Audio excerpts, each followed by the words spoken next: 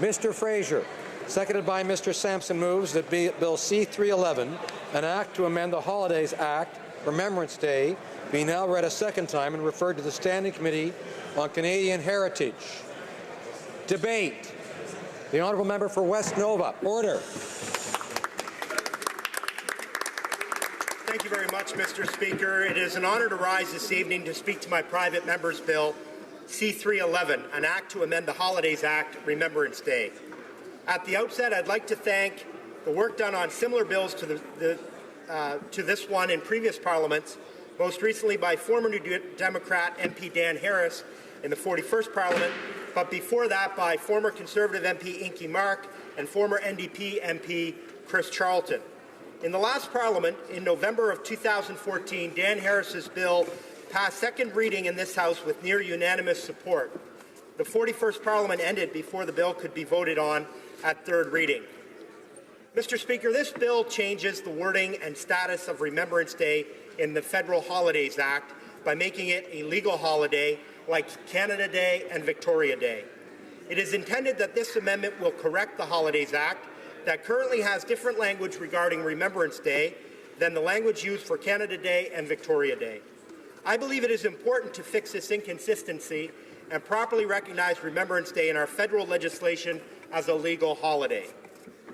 More than simply correcting this inconsistency, however, I believe it is important that we continuously examine how we as Canadians are remembering the sacrifice of our fallen heroes and honouring the service of past and present Canadian Forces members. In so doing, I am hoping that this bill will engage a conversation across Canada about whether we are doing enough to appropriately recognize Remembrance Day. Personally, Mr. Speaker, I believe that it would be appropriate for Remembrance Day to be a statutory holiday in every province and territory in Canada, so that it is marked from coast to coast to coast as a national holiday and a day of solemn remembrance. However, Mr. Speaker, I completely respect that it is not within the purview of Parliament to enact such a law, and of course this bill does not do so. Nevertheless, I believe that this bill, if it is passed and our Parliament reinforces in this way the importance of November 11th, then it can give the provinces that do not already do so a good opportunity to revisit whether they want to mark Remembrance Day as a statutory holiday in their jurisdiction. Mr. Speaker, bringing this forward, it makes us pause to reflect on why Remembrance Day is so important. Canadians are rightly proud of their country, and we are so blessed to live in such a beautiful, diverse, and free society. We must never take for granted everything that we are blessed with in Canada. We are 36 million people, but it is less than 0.5% of the world's population, and we are so very fortunate to live here. But our beautiful and peaceful country did not happen by luck. It was built by those who have gone before us, those who protected and defended our liberties, values, and rights, by those that have served in our Canadian forces. Remembrance Day is on November 11th because that is the day in 1918 when the guns fell silent and the Great War ended. It has come to symbolize, mark, and solemnly remember those who have paid the supreme sacrifice in the service of our country. From Ypres and Flanders Fields and Vimy Ridge in World War I, to Dieppe, Italy, and Normandy, and the Pacific in World War II, in Korea, peacekeeping missions, the Gulf War, and Afghanistan, along with other conflicts in tormented places around the world, our brave men and women have made us proud. We continue to honor them and the sacrifice of others that have gone before them. It is right that a grateful country such as Canada pays tribute and remembers our fallen. Monsieur le Président, depuis les décennies, le jour de souvenir nous présente une occasion de nous rassembler afin de rendre hommage à tous ceux et celles qui sont tombés au combat au service de notre pays et de reconnaître le courage des membres passés et présents des forces canadiennes. Trop souvent, nous tenons pour acquis nos valeurs et nos institutions, notre liberté d'association et de parole et de notre droit de pouvoir faire notre propre choix politique sans crainte de répercussions.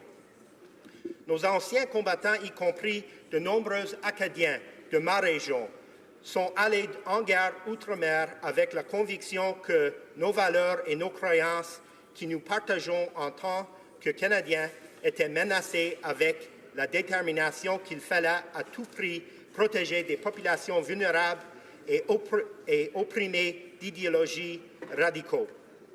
Or, le jour de souvenir nous rappelle de l'importance de perpétuer ce sens de liberté que nos héros ont voulu préserver et de notre responsabilité de préserver la paix pour laquelle ils sont battus. Mr. Speaker, growing up in Yarmouth, Nova Scotia, Remembrance Day was instilled in me to be a solemn day. My family always went to the cenotaph on Main Street for 11 o'clock on November 11th. There were lots of people that did so.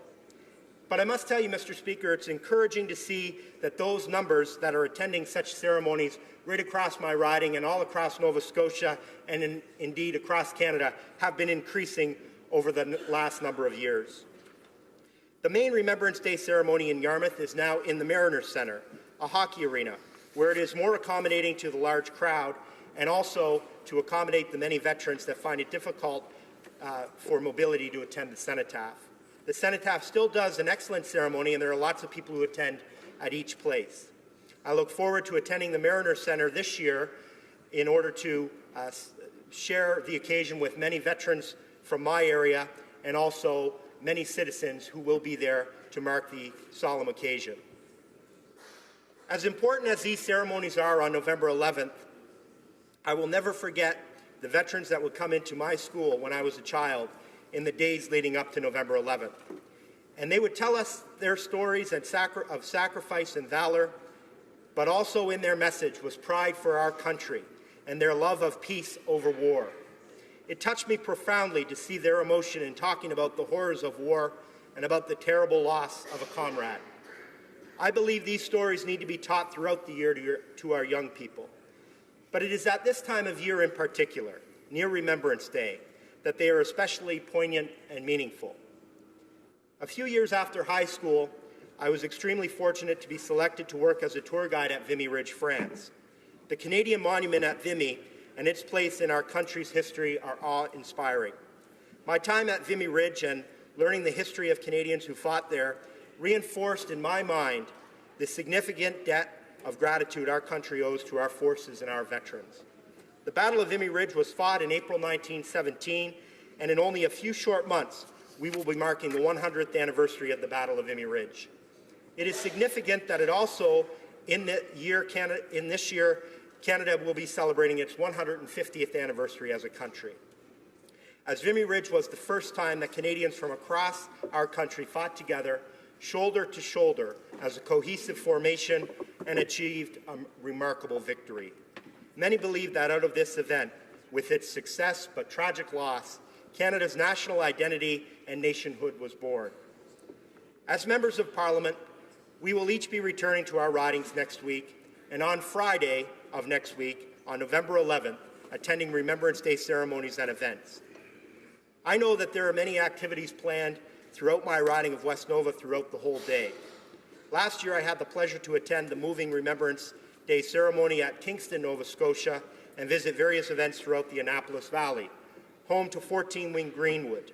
And I am so privileged to represent those members of the Canadian Forces and also the veterans that have contributed so richly to my community. Like many of you colleagues, I will also be attending ceremonies in the days leading up to November 11th. For example, on November 8th at the Yarmouth Consolidated Memorial High School and on November 10th at Meadowfields Elementary School, I will be attending Remembrance Day ceremonies with students and staff, as well as veterans, to honor and share in solemn remembrance those who have sacrificed so much for Canada. In many schools next week, it is in fact marked as Remembrance Day week. Students learn about the history of our men and women in service to Canada and pause to reflect on their sacrifice. These are just a couple of the many ways that Remembrance Day is marked at schools in West Nova and in the days leading up to November 11th. It is encouraging to know many young people will also attend Remembrance Day ceremonies with their families on November 11th, or perhaps as part of the Memorial Club in Yarmouth, whose young members throughout the year, but particularly on Remembrance Day, demonstrate their pride in Canada and gratitude for our veterans. I am very pleased that many veterans in West Nova and across Canada are supporting this bill. They believe, as I do, that it is important to draw attention to the significance of Remembrance Day. One of the legions in my riding is the Royal Canadian Legion Branch 155 in Wedgeport, Nova Scotia.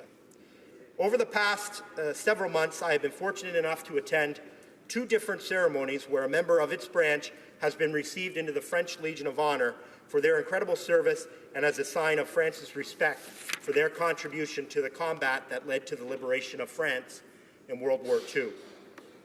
Bernard Smith and Vernon Doucette joined 2 other members of the Wedgeport Legion, Alcide Leblanc and Wesley Spinney, in receiving the French Legion of Honor for their part in the liberation of France. Western Nova Scotia is very proud of these 4 gentlemen and their service to Canada and in the cause of freedom. It is indeed very special that one small Legion branch has 4 such heroes that have been recognized in this significant way. There are so many other stories like theirs across my riding and across our country.